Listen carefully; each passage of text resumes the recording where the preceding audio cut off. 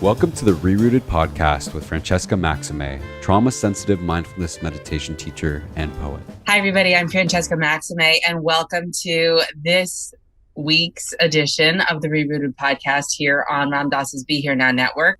And you'll also notice, if you're watching on the video, that I have a little Band-Aid on my chin because I tripped last week and I have a little gash on my chin.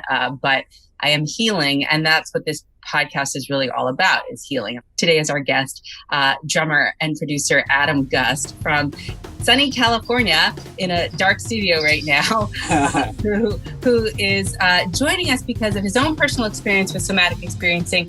You know, when you mentioned the foundation of your podcast about this spiritual transformation that can take place from trauma, I really feel that. And so however I can bring that more into what I'm doing and kind of expose it to other drummers, that's about the coolest thing I can imagine doing with the rest of my life. So, wow. That's what I'm up to. I feel like all of what you're talking about, ironically, especially with the drumming, is pointing right back to source, right back to the original, and that you're sort of traveling through the structural ways in which drumming, although creative, has become rigid, and you're trying to bring it back to a place that integrates the Western perspective, but really brings it back to where it came from.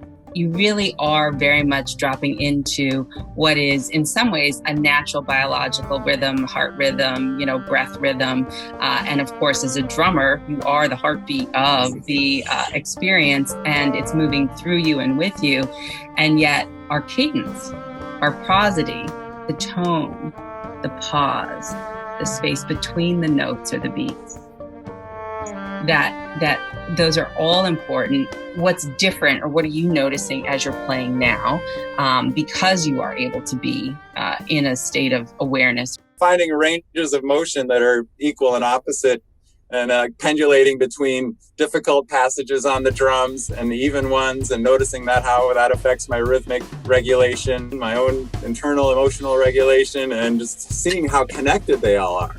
Yeah. And so, I just feel like now I really found a way to remove all tension, because I have this nerve damage in my right hand, and I would have this point where my whole arm would tense up. And so I almost had to overcompensate by having no tension. And in doing that, I've just developed more ways to play. This is Gruber. I use a combination of internal rotary, German, French, outward rotary, and Spivak, and this is Gruber and Stone Stroke, and just a lot of varieties. But this one in particular, Gruber, is with these. This is the fulcrum. And it's just, you're barely holding the stick this way, and you can get a lot of power.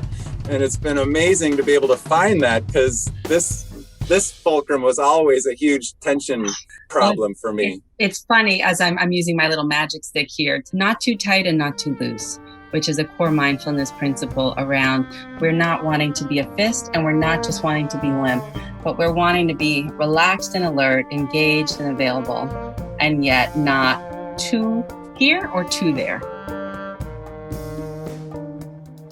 This is your loose but centered.